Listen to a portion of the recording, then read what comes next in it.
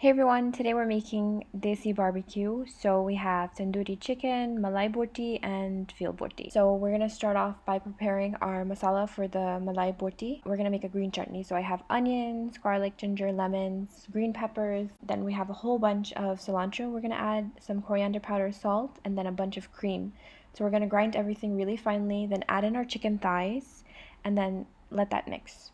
So then for our tandoori chicken, we're actually going to use some of that same paste inside our tandoori chicken, a whole packet of tandoori chicken masala, lemon, and yogurt. For our veal boti, I'm just going to clean off all of the fat so that I just have good pieces of meat. I'm adding in yogurt, chaat masala, and some more of that green masala. So if you don't want to use a green masala, you can just use garlic ginger paste for the veal boti, and then also some lemon. Let it marinate for a few hours, and then we're going to start putting it on our skewers.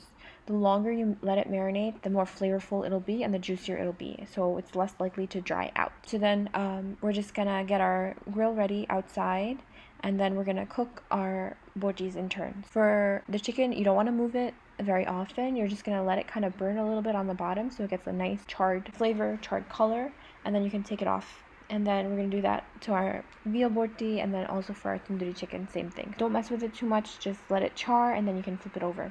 In the meantime, we can make a side of condiments. So I have pickles, turnips, and olives. I'm also just going to make some Sriracha Mayo.